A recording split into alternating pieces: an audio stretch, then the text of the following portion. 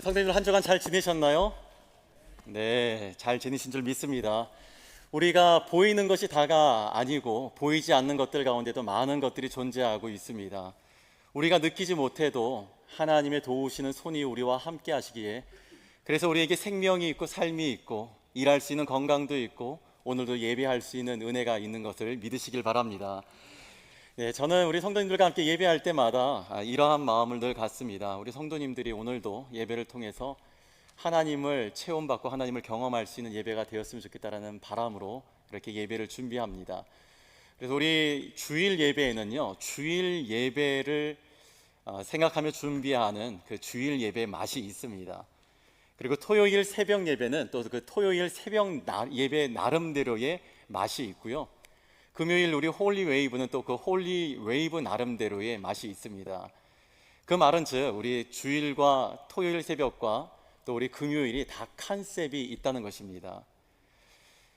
준비하는 노력은 조금 수고가 있습니다. 그러나 그 수고를 기쁘게 기대하면서 감당하는 것은 우리 성도님들이 그러한 여러한 부분에서 여러분이 다 은혜를 경험할 수 있었으면 좋겠고, 예배는 단순히 하나님에게만 드려지는 것이 아니라 하나님께서 우리의 예배를 받으심으로 말미암아 예배하는 우리 자체가 하나님의 은혜를 입는 아주 역사적인 순간이 되는 것입니다.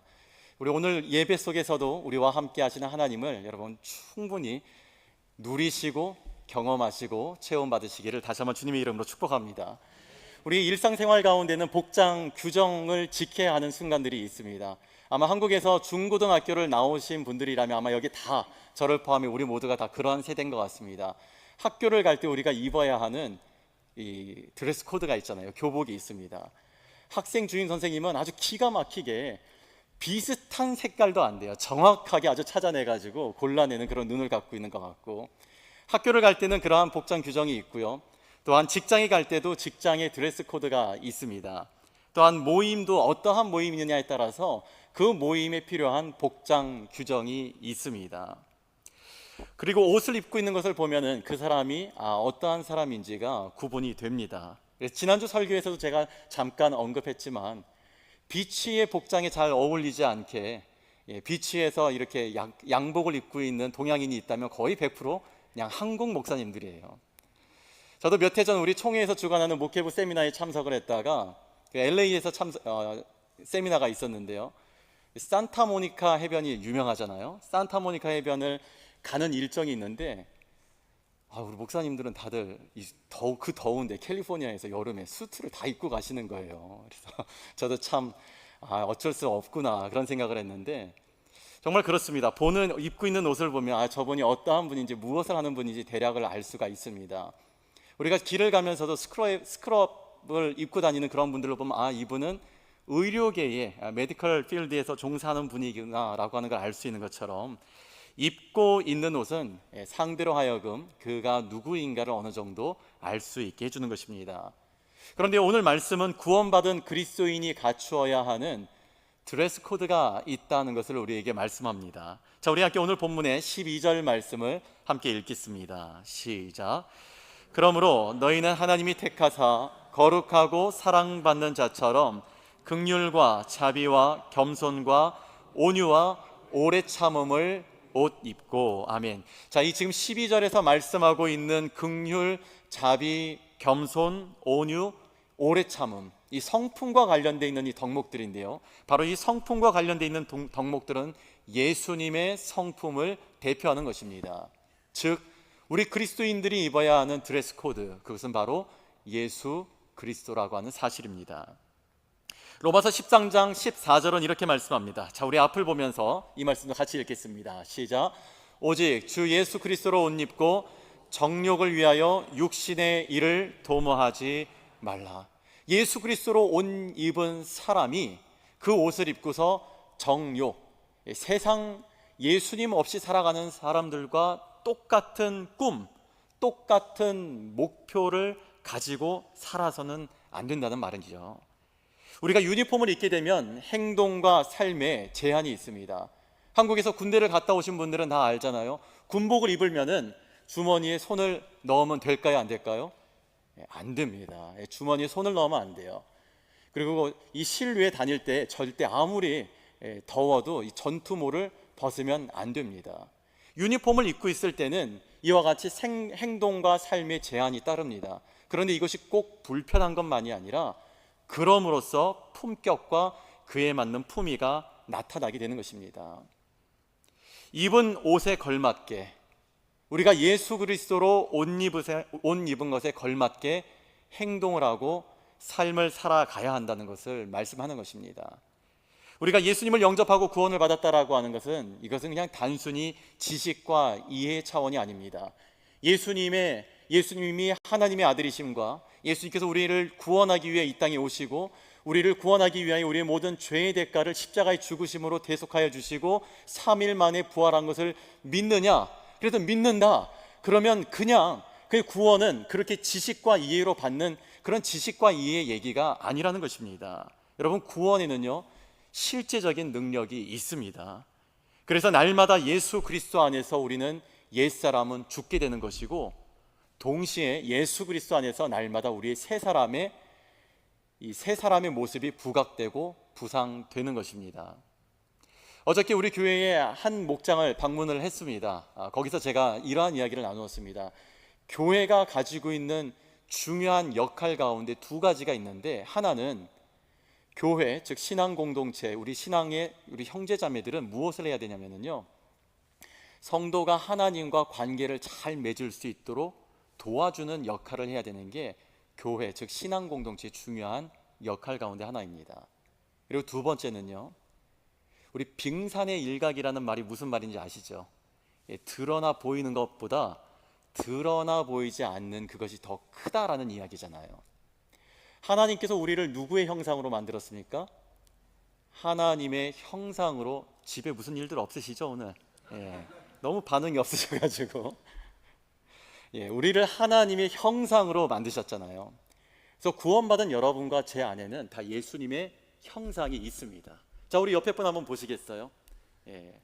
예수님의 형상이 보이시나요? 네, 맞아요. 여기서 반응 안 하시면 아주 분위기 이상해집니다. 우리 안에는 다 예수님의 형상이 있습니다. 그런데 우리 안에 있는 예수님의 형상이 지금 이렇게 예배 드리는 요 정도의 모습이 아니라요, 빙산의 일각입니다. 우리가 하나님과의 관계가 좋아지면 좋아질수록 우리 안에 나도 발견하지 못하고 나도 알지 못했던 예수님의 형상이 드러나게 되는 것입니다. 그래서 교회가 해야 되는 가장 중요한 것, 예배도 그렇고요, 지금 이 설교도 그렇고, 이 두 가지의 역할이 아주 충실하고 있는 것입니다. 제가 왜 설교를 합니까? 우리 성도님들이 하나님과의 관계를 잘 할 수 있도록. 제 일평생에 가장 후회가 되는 것이 하나가 있습니다. 저는 소위 말하는 모태신앙이고, 제가 중학교 2학년 때 저희 아버지가 목사님으로 안수를 받으셨습니다. 물론 저희 아버지도 한번 붙잡고서 저에게 구원 초청도 하고 이렇게 해서 예수님 믿는다라고 했는데요, 저는 지금까지 한 번도 주의를 걸은 적이 없습니다. 태어나는 것 자체가 그냥 성실하게 태어나가지고 그냥 비웃어 주세요, 이럴 때는. 그래서 주일 예배는 그냥 당연하게 하는 거라고 생각했고, 그냥 교회 뭐 있으면 열심히 했습니다. 우리 그런 시절을 보내신 분들도 계실 텐데, 저 어릴 때만 해도 여름 성경학교가 새벽 예배도 있었습니다. 그래서 새벽 예배 아침 점심까지 해서 스케줄을 해서 다 일주일을 다 하고 나면 이제 선물도 주고, 그래서 선물을 받는 거를 걸은 적이 없을 정도로 새벽 예배도 갔었고 그렇게 했던 때가 있었는데, 근데 제가 왜 후회가 되냐면요, 제가 군대에 가서 정말 힘드니까 하나님 더 찾게 되더라고요. 너무 힘든 그 상황 속에서 할 수 있는 게 기도밖에 없는 거예요. 그리고 유일하게 하는 기도가, 하나님 제발 주일 예배 드리러 가는 거 방해받지 않게 해주세요. 근데 주일 예배 드리는 게 힘들었습니다. 못 가는 순간도 있었는데, 기가 막히게 하나님이 진짜 제가 못하는 거를 주변 환경을 만들어서 오전에 주일에 교회 예배를 못 가가지고 오늘은 진짜 예배 못 드렸나 보다 막 절망이 됐는데, 저희 부대는 저녁에 교회를 보내는 그런 일을 안 하는 부대였는데, 갑자기 그날따라 저녁 예배 가는 사람을 찾는 거예요. 그러니까 저희 고참들이 다 낮에는 뭐 일도 해야 되고 그러니까 교회 못 가게 하는데, 저녁에는 자기들도 쉬고 놀고 뭐 이러니까는 뭐 교회를 가거나 절을 가거나 뭐 신경을 안 씁니다. 그렇게 해서 또 교회를 갈 수 있게 해주시고, 그래서 주일 예배를 한 번도 빠지지 않는 제 기도에 응답하시는 하나님을 제가 경험하고 나서 새삼스럽게 하나님 진짜 계시구나. 그래서 제가 그때 후회된 게 19년, 20년 평생 동안 누구 하나 저 붙잡고서 하나님이 진짜 계시다라고 하는 거를 좀 가르쳐주고 이 관계를 맺어주는 그러한 순간이 없었다는 게 너무 후회가 됐습니다. 그래서 저는 교회가 해야 되는 것 중에 제일 중요한 게, 오늘도 여기 이렇게 다 와서 아무렇지 않게 예배를 드리시지만 하나님과의 관계가 잘 맺어져 있지 않은 분들이 분명 계세요. 그래서 교회가 해야 되는 중요한 사역 중에 하나가 여러분이 하나님과 관계를 잘 맺을 수 있도록 하는 게 교회가 해야 되는 일이고, 저도 오늘 설교를 그래서 하나님을 여러분이 알고 하나님과 관계를 맺어질 수 있도록 하기 위해서 이 설교를 준비하고 나누는 것이죠. 그리고 여러분 안에 있는 예수 그리스도의 형상을 드러내게 하는 것, 지금 이 모습 이대로 살지 않고 예수님을 닮은 그 모습이 여러분의 삶에까지 배어나올 수 있게 그렇게 살 수 있도록 하는 것이 교회가 하고 목장이 하고 제가 해야 되는 아주 중요한 사역과 역할 가운데 하나인 것입니다. 그래서 저는 우리 성도님들이 적어도 우리 MKBC를 섬기고 또 언젠가 하나님이 또 보내셔서 다른 곳을 간다 할지라도 저는 여러분이 하나님을 잘 섬기는 성도로 어느 곳을 가도 야 진짜 신실한 사람이 우리 교회에 왔구나 라고 이렇게 환영받을 수 있는, 여러분이 정말 하나님을 알 뿐만 아니라 하나님을 잘 섬기는 예수님의 형상을 지닌 성도 될 수 있기를 바랍니다.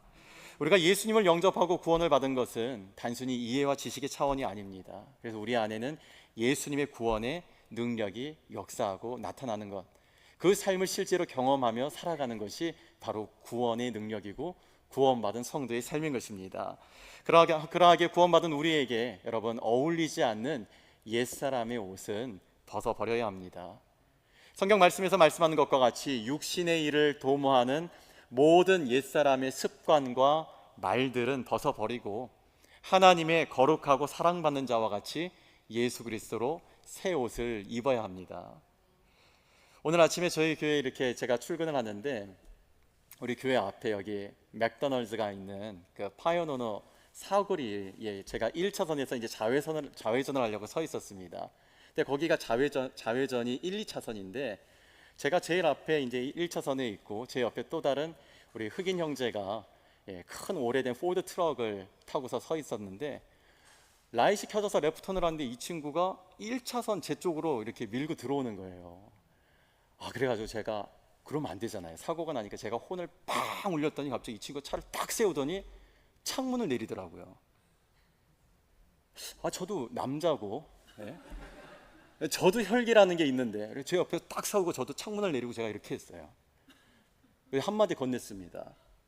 God bless you. 실화예요. 그래서 이 형제가 이러고 창문을 내리더니 제가 God bless you 하니까 깜빡 하더니 씩 웃더니 가더라고요. 그냥.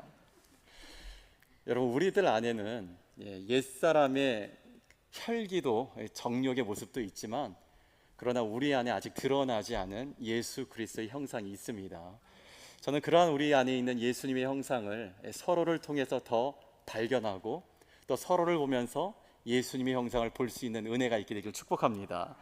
여러분, 그렇다면 오늘 보다 더 자세하게 우리 크리스찬의 드레스 코드는 어떻게 되는지 오늘 말씀을 통해서 우리가 함께 살펴보기를 원합니다. 첫 번째, 우리 크리스찬의 드레스 코드는요 바로 사랑의 옷입니다.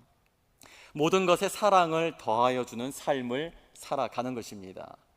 자, 우리 함께 오늘 본문의 13절과 14절 말씀 다시 한번 같이 읽겠습니다. 시작. 누가 누구에게 불만이 있거든 서로에게 용납하여 피차 용서하되 주께서 너희를 용서하신 것 같이 하고 너희도 그리하고 이 모든 것 위에 온전하게 매는 띠니라. 아멘. 우리는 신앙생활하면서 충만이라고 하는 단어를 종종 사용합니다. 은혜 충만, 말씀 충만, 성령 충만, 믿음 충만 하면서 우리 충만이라고 하는 단어를 사용하는데요, 이 충만이라고 하는 것은 더 이상의 공간이 없이 끝까지 차 있는 이 상태를 의미하는 것 외에 여러분, 그것 외에 현상이 동반이 됩니다. 자, 성경을 보게 되면 이와 같은 충만의 현상이 어떻게 나오냐면요, 베드로와 바울과 예루살렘 성도들이 이렇게 기록합니다. 말씀과 성령이 충만했다 그럽니다. 자, 말씀과 성령이 충만한 베드로와 바울과 예루살렘 성도들이 단순히 이렇게 교회 안에서만 말씀 듣고 예배드리는 말씀과 성령이 충만한 그 모습을 가지고 있었던 것이 아니라, 자, 그들에게서 어떠한 일이 일어났냐면요, 말씀과 성령이 충만해지자 두루 다니며 예수가 그리스도임을 증거했다라고 합니다. 그러니까 단순히 예배드리는 성도의 모습, 교회에 왔다 가는 성도의 모습만이 아니라 예배를 드리고 났더니 그 충만한 예배의 은혜가 삶의 자리에서도 예수가 그리스도라고 하는 사실을 이야기하는, 오늘 밥 먹었어? 오늘 커피 마셨어? 뭐 이런 일상의 단어가 오가는 것이 아니라 은혜가 충만하고 예배의 감격과 감동이 충만하니까 하고 싶은 이야기, 나누고 싶은 이야기의 주제가 예수가 그리스도라고 하는 사실을 붙들려서 그 이야기를 이야기했다라고 하는 것입니다. 여러분, 충만은 단순히 혼자만 담고 있는 것이 아니라 가득 차 있는 것이 흘러 넘쳐가고 있는 것이 바로 충만인 것입니다. 오늘 본문의 13절과 14절은 관계 속에서 갈등이 생겼을 때 그래서 어떻게 해야 되는지 이렇게 말합니다. 서로 용납하고 용서하라고 합니다. 피차 서로 용납하고 용서하라. 여러분, 우리가 말씀을 모르는 게 아닌데, 그런데 실제 살다 보면 그냥 용납하고 용서하기가 쉽지 않은 그러한 순간들이 있지 않습니까? 그런데도 오늘 이 말씀은요, 어떠한 이유가 성립되거든, 그럴 만한 어떤 상황이거든, 이런 이유 조건 딱 여기 붙이지 않습니다. 그냥 하고 있는 말씀이 서로 피차 서로 용납하고 용서해야 한다, 이것만을 말씀합니다. 우리가 그와 같이 아무런 조건 없이 어떤 이해가 되기 때문이 아니라 그냥 예수 그리스도를 믿는 사람들이 이와 같이 서로 피차를 용납하고 용서해야 하는 근거를 이렇게 말씀합니다. 자, 우리 13절 말씀을 다시 한번 같이 읽겠습니다. 시작. 누가 누구에게 불만이 있거든 서로 용납하여 피차 용서하되 주께서, 지금 주님께서 누구를 용서했다고 하죠?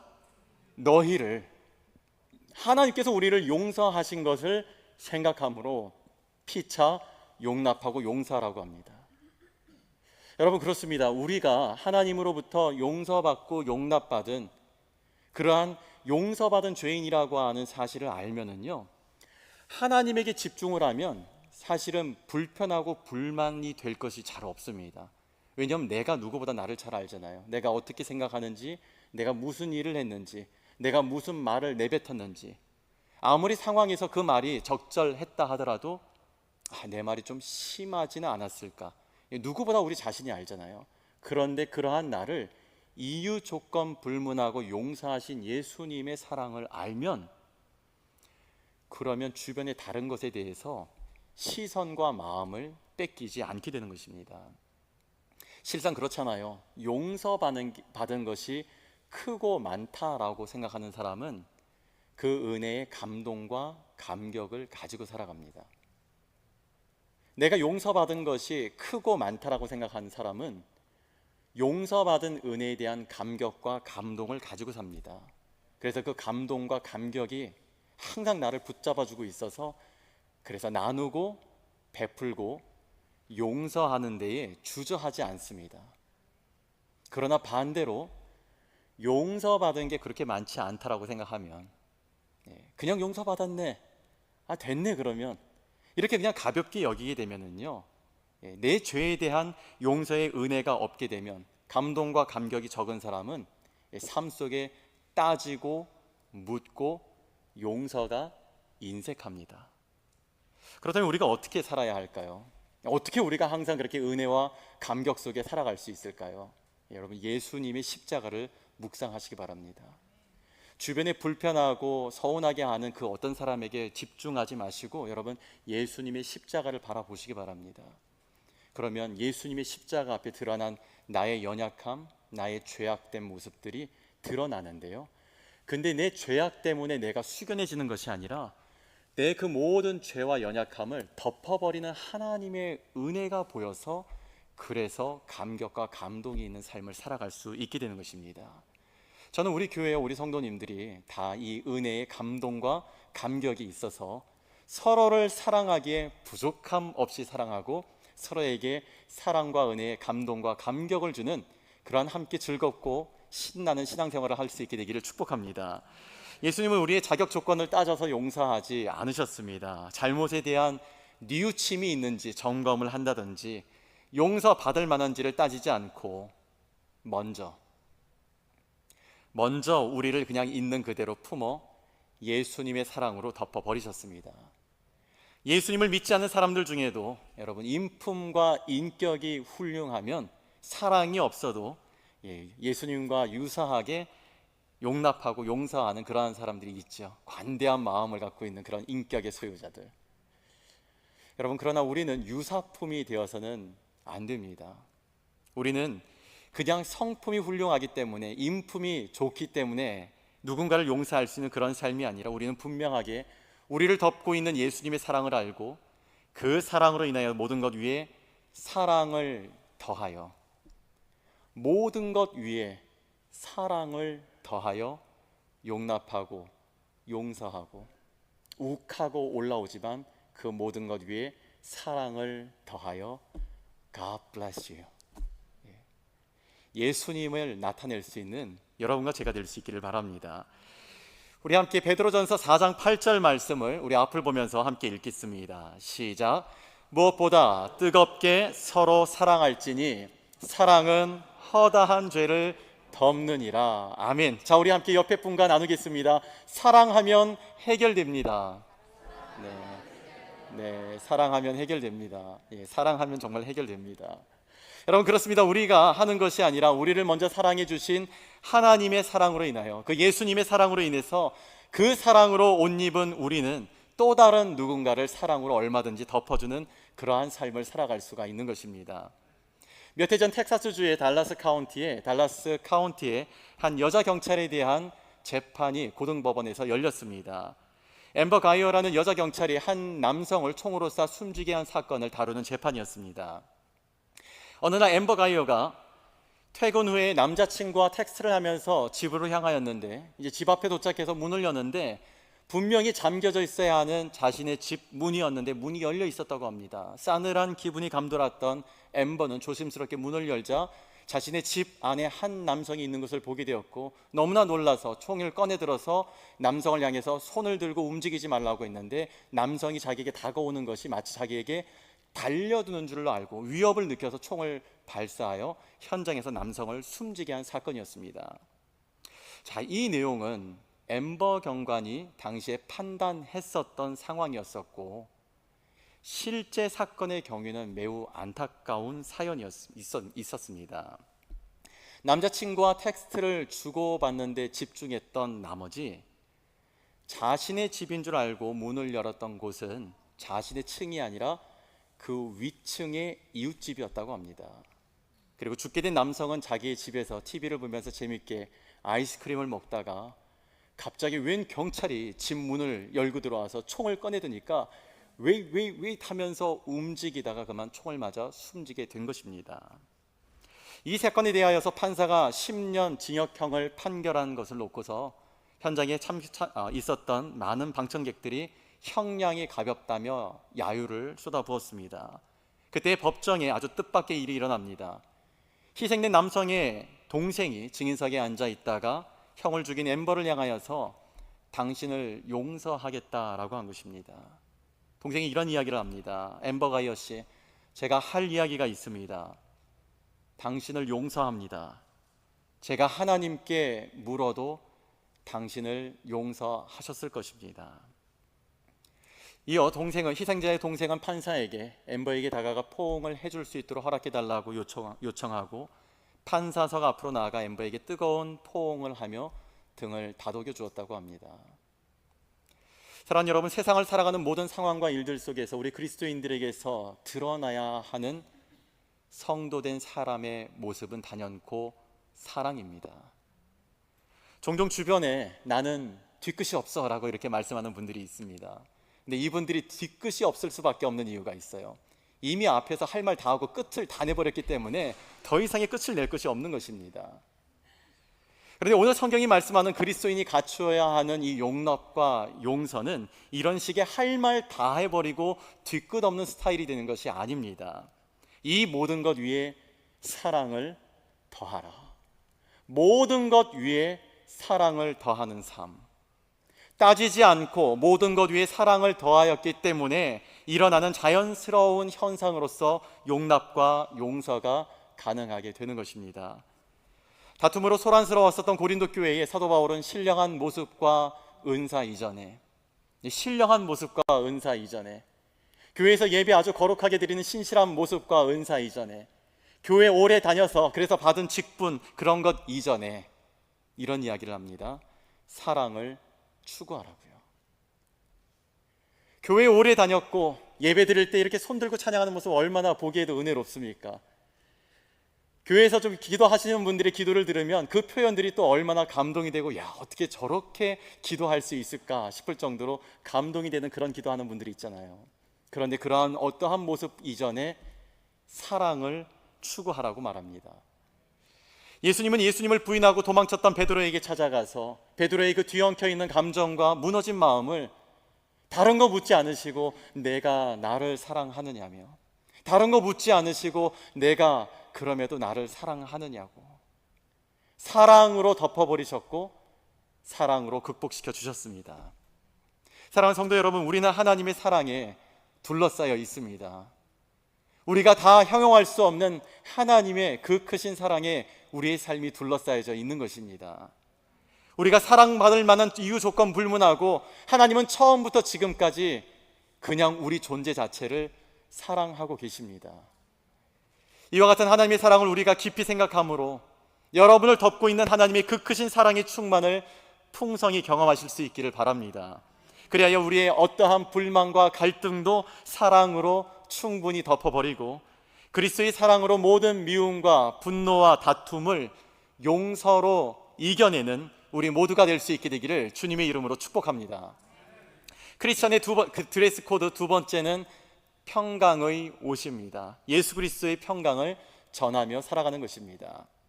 우리 오늘 본문의 15절 말씀 함께 같이 읽겠습니다. 시작. 그리스도의 평강이 너희 마음을 주장하게 하라. 너희는 평강을 위하여 한 몸으로 부르심을 받았나니 너희는 또한 감사하는 자가 되라. 아멘. 오늘 이 본문에서 말씀하는 평강은 헬라어의 에이레네라고 하는 단어를 사용합니다. 우리 미국의 여자아이들 가운데 아일린이라고 하는 이름을 가지고 있는 이 아일린이 바로 이 에이레네에서 파생된 단어입니다. 이 에이레네라고 하는 것은 그래서 평강, 평안으로 우리말 성경에 번역되어져 있습니다. 사도 바울의 모든 서신에는 언제나 동일한 인사로 시작이 됩니다. 여러분 오늘 집에 돌아가셔서 한번 펼쳐서 보시기 바랍니다. 구약 성경에 많은 책을 기록한 사도 바울의 편지에는 이렇게 똑같은 인사가 늘 표현됩니다. 하나님 우리 아버지와 그리스도 예수를 조차 은혜와 평강이 있기를 원하노라. 사랑하는 성도들에게 교회에게 편지를 하면서 그리고 오늘 우리들을 향하여서도 하나님 우리 아버지와 예수 그리스도를 조차 우리에게 은혜와 평강이 있기를 원한다는 아주 그만의 독특한 인사를 늘 표현하고 있습니다. 그리스도의 평강을 전한다라고 하는 것은요, 여러분 단순히 종교적인 인사가 아닙니다. 예수님께서 순환을 앞두고서 제자들이 받게 될 두 가지의 선물을 말씀하실 때 첫 번째 선물은 그들이 곧 있어 받게 될 보혜사 성령이었고 두 번째 선물은 예수 그리스도의 평안이었습니다. 오늘 본문 15절은 바로 예수님께서 우리에게 주신 평강, 그리스도의 평강이 너희를 주장하게 하라고 말씀합니다. 자, 여기서 주장하게 한다라고 하는 것은 평강이 지배하게 하라는 것입니다.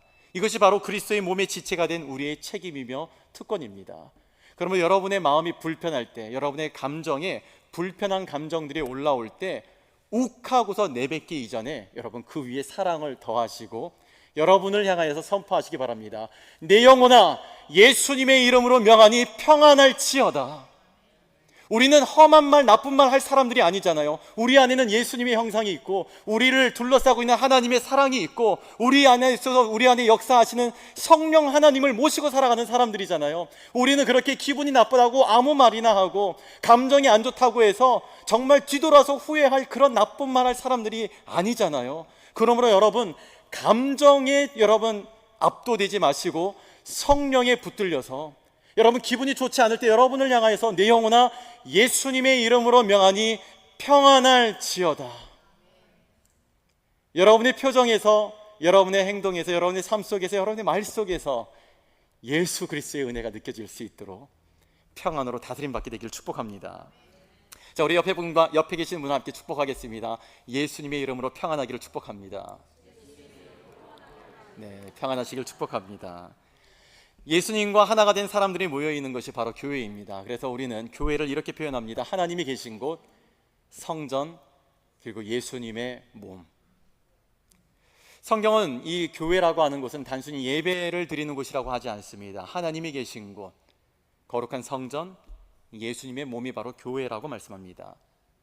그런데 여러분, 교회가, 그와 같은 교회가 교회 안에서 다툼이 일어나서 이것이 분쟁이 되고 분파하는 일이 일어난다면, 서로의 생각과 마음이 달라서 서로의 신앙관이 다른 것 때문에 예수님의 몸이며 하나님이 계신 곳 성전이 그래서 분파하고 분쟁하며 싸우고 있다면, 하나님이 계신 곳 성전 예수님의 몸인 교회가 서로 미워하면서 다툼의 소문이 늘어가고 있다면, 예수님이 계신 곳 성전 그리고 그리스도의 몸인 교회가 서로 마음 맞는 사람들끼리만 몰려다니고 뭉쳐다니는 그런 집단이 되어버린다면, 여러분 그렇게 된다면 이 성경이 말씀하고 있는 평강을 위하여 우리가 부르심을 받았다라고 하는 말씀은 무엇이 되는 것일까요?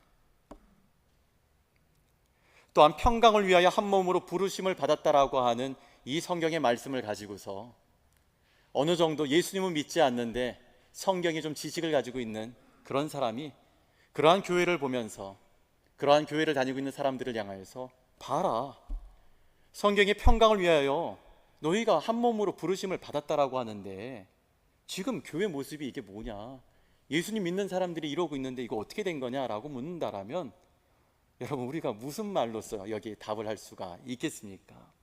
그리고 무엇보다 훗날 우리가 하나님 앞에 갔을 때, 내가 너희를 향하여서 너희는 평강을 위하여 한 몸으로 부름 받았다라고 했는데 왜 그랬었니? 라고 묻는다면, 여러분 이 일들에 대해서 우리가 무슨 말로써 답을 할 수가 있겠습니까? 우리는 다툼과 미움의 이야기가 들려올 때 여러분 경청하시기 바랍니다. 우리가 열심히 신앙생활을 하고 옳고 바른 복음에 합당한 것을 지향하는 중에도 서로의 생각과 마음이 달라서 불편하고 불만과 듣기 좋지 않은 이야기들은 일어날 수 있잖아요. 그런데 이와 같이 좋지 않은 다툼과 불만과 불평과 미움의 이야기가 들려올 때 우리 그리스도인들은 거기에 맞장구 쳐져서는 안 됩니다. 이유는 간단합니다. 여러분 다툼과 미움의 영은요, 어둠의 영, 마귀의 영이고, 하나 되게 하고 사랑하게 하고 용서하게 하는 것은 성령, 하나님의 영이 하시는 것입니다.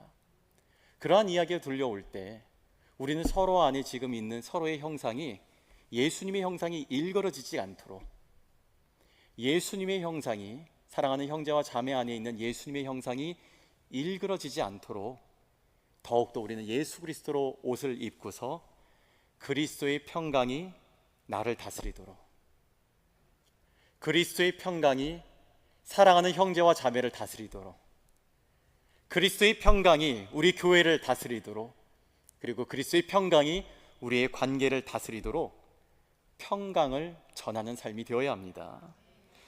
우리가 알고 있는 아르헨티나와 칠레라고 하는 이 두 나라가 국경을 마주대고 있는데요, 이 아르헨티나와 칠레의 국경에 예수님의 동상이 세워져 있습니다. 양국 간의 우호를 다지기 위해서 이와 같이 예수님의 동상을 세워놓은 것인데요. 그런데 이 동상 때문에 양국의 우호가 아니라 양국이 전쟁이 일어날 위기를 겪었던 때가 있었습니다. 이유인즉 예수님의 동상이 칠레에는 등을 돌리고 계시는 것처럼 보였기 때문이라고 합니다.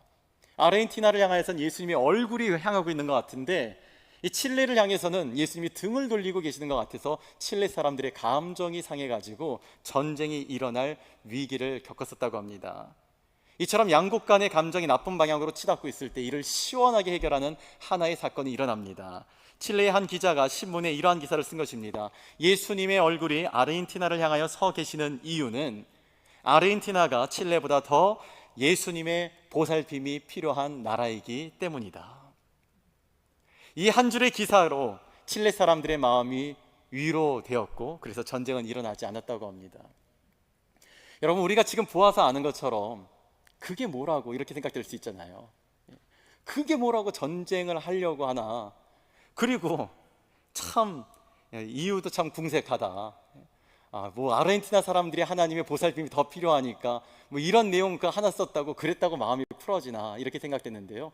여러분, 우리가 바짝 들여다보고 긴장하고 있다 보면 사소한 것 하나도, 글자 토씨 하나도 문제가 되고 상처가 됩니다. 넓게 보면은 그냥 그럴 수 있고 묻어갈 수 있고 보이지 않는 건데, 근데 가까이 들여다보고 있다면, 우리가 어떤 관계 속에서 어떤 문제 때문에 그 문제를 깊이 거기다 가까이 들여다보고 있으면 보이는 게 다예요. 우리 미술관에 가서 그 미술 작품을 이렇게 감상하는 사람들이 코앞까지 가가지고 미술 작품을 보는 그러한 일이 있나요? 아니에요. 저 멀리 이렇게 멀찍이 서가지고 감상하는 것처럼, 여러분, 좀 우리도 그럴 필요가 있습니다. 조금 멀리 떨어져서 보면 그냥 사소한 일이고 지나가는 일이고 당장 말하지 않아도 괜찮을 수 있는 그러한 일들인데, 우리가 너무 그것만 들여다보고 있다 보면 그게 문제고 그것 때문에 이렇게 된 거고 그래서 이러는 거고 다 그럴 만한 이유가 생기는데요. 우리는 좀 사소한 것을 그냥 좀 사소하게 여길 줄 아는 그런 여유도 우리가 좀 배울 필요는 있는 것 같습니다. 로마서 12장 17절과 18절에 이런 말씀을 합니다. 아무에게도 악을 악으로 갚지 말고 모든 사람 앞에서 무엇을 도모하라고 합니까? 선한 일을 도모하라. 누가 보더라도 좋아 보일 수 있게끔 하라고 하는 것입니다. 그리고 할 수 있거든 너희로서는 모든 사람과 더불어 무엇을 하라? 화목하라. 여러분, 주변 사람들이 아무리 무슨 말 해도요, 하나님께서 우리를 통해 보기를 원하시는 것이 선한 일을 도모하고 모든 이와 더불어 화목하기를 원하셔서 이것을 말씀하셨다라면, 여러분, 이유, 조건 다른 것 따져 묻지 마시고 하나님 보시기에도 사람이 보기에도 아름다운 삶이 될 수 있기를 바랍니다. 사랑하는 성도 여러분, 평안하세요, 평안하셨어요 라고 하는 이러한 종교적인 말만 하기보다 그리스도의 평강이 우리를 주장하게 하여 우리를 통하여 예수 그리스도의 평강이 흘러가고 화목하게 하는 데에 쓰임받는 우리 모두가 되기를 주님의 이름으로 축복합니다. 마지막으로 크리스찬의 드레스 코드 세 번째는요, 말씀에 오십니다. 하나님의 말씀으로 가득 찬 삶을 살아가는 것입니다. 자, 우리 함께 오늘 본문의 16절 같이 읽겠습니다. 시작. 그리스도의 말씀이 너희 속에 풍성히 거하여 모든 지혜로 피차 가르치며 권면하고 시와 찬송과 신령한 노래를 부르며 감사하는 마음으로 하나님을 찬양하고. 아멘. 우리 성도님들은 신앙생활을 지금까지 해오시면서 이런 모습은 참 부럽다라고 생각되었던 어떤 모습이 있으셨나요? 저는 몇 해 전 유튜브에서 하나의 비디오를 보았는데 그 비디오를 보면서 저는 이런 생각을 했습니다. 우리가 꼭 닮아야 할 모습이며, 그리고 이 땅을 사는 동안에 한 번쯤은 경험해 봐야 할 그러한 모습이라는 생각을 했던 하나의 비디오가 있습니다. 한국의 춘천의 한 시장에서 장사를 하시는 이옥매라는 이름을 가진 할머니의 이야기인데요, 그분은 스스로 말하기를 자기는 초등학교도 제대로 나오지 못했는데 하나님 말씀 외우는 게 가장 신난다라고 이렇게 말씀하셨습니다. 그러면서 외우고 있는 하나님의 말씀들을, 성경 말씀들을 줄줄 외우기 시작하셨는데, 제가 그 말씀을 외우는 모습을 보면서 얼마나 신나고 말씀을 맛있게 암송하는지,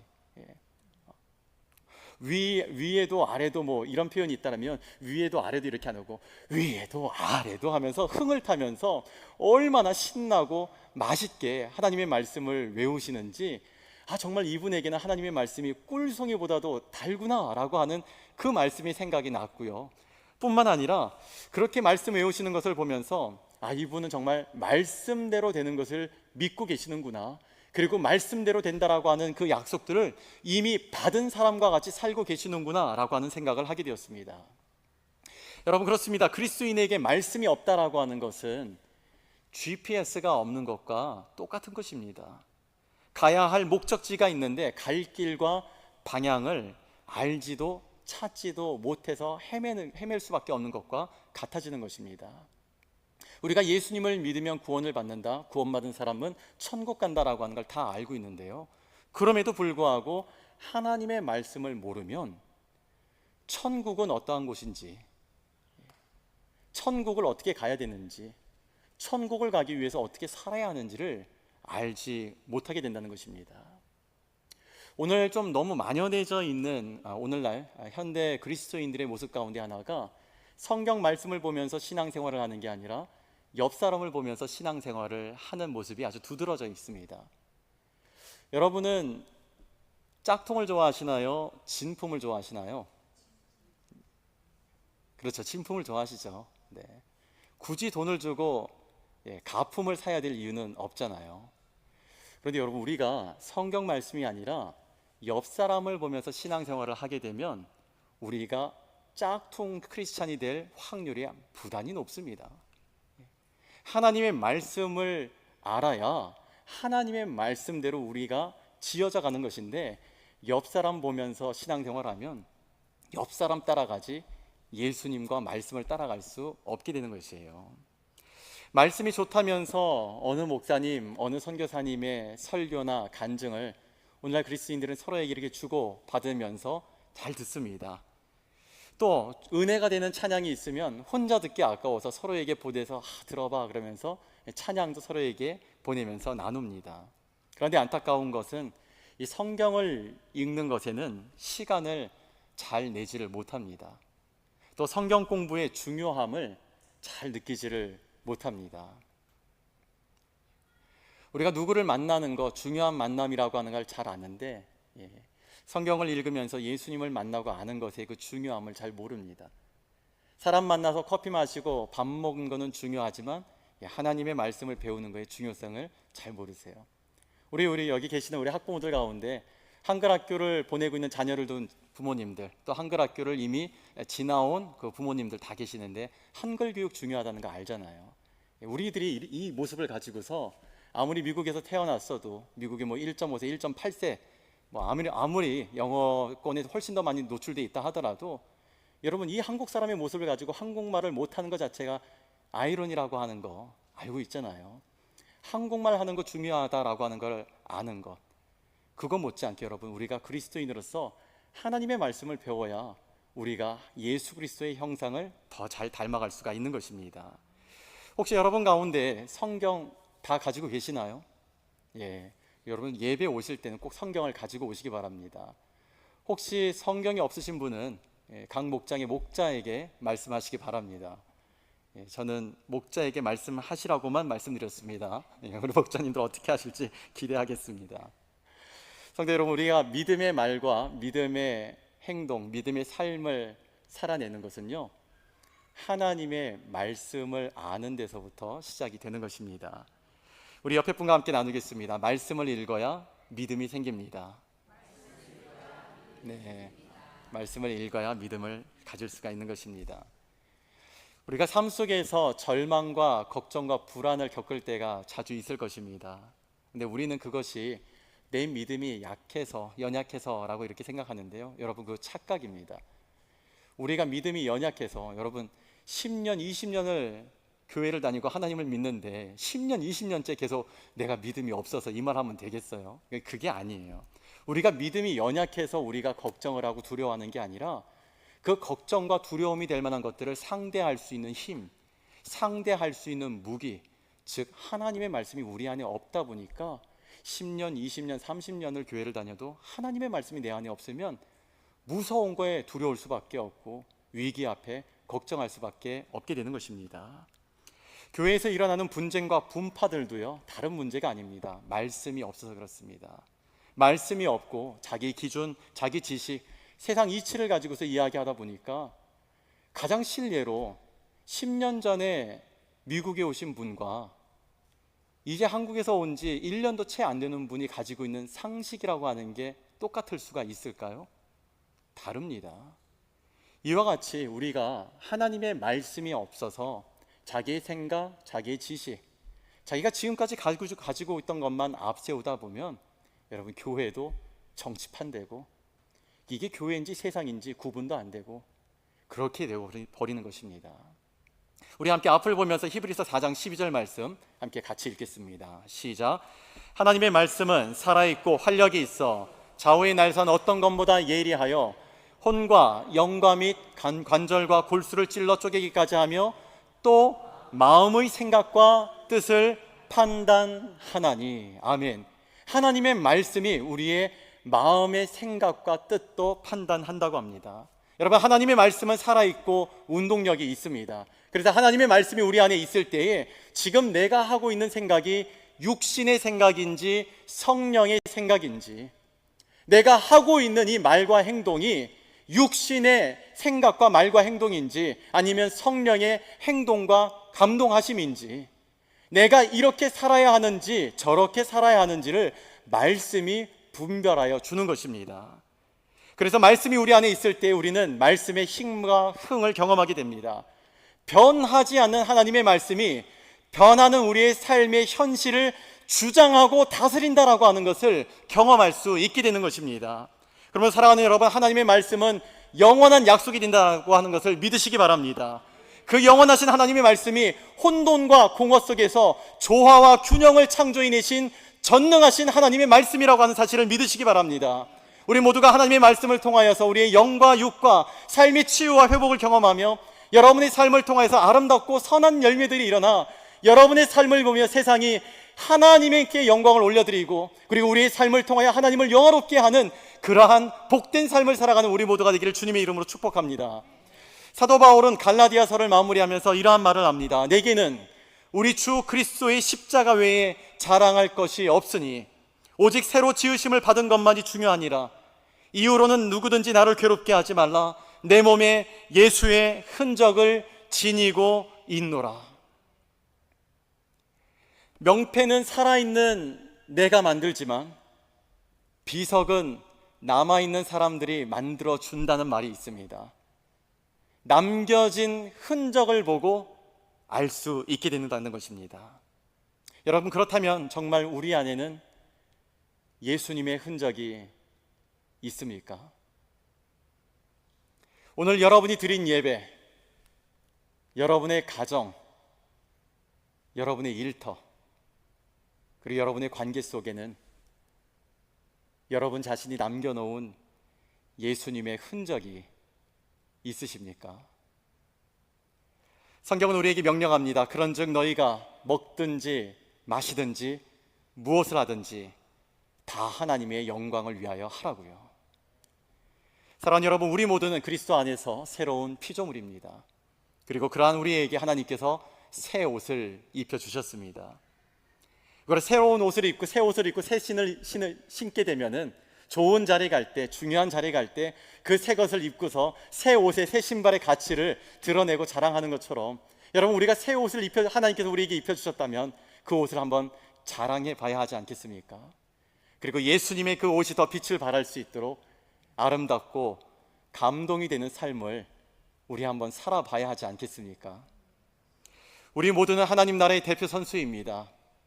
믿음의 경주에 참여한 하나님 나라의 대표 선수로서 우리 모두가 예수 그리스도로 옷을 입고 예수님의 십자가를 자랑하며 하나님의 영광을 위하여 우리 모두가 함께 달려갈 수 있게 되기를, 그러한 우리 모두와 우리 MKBC가 되기를 살아계신 우리 주님 예수 그리스도의 이름으로 축원합니다.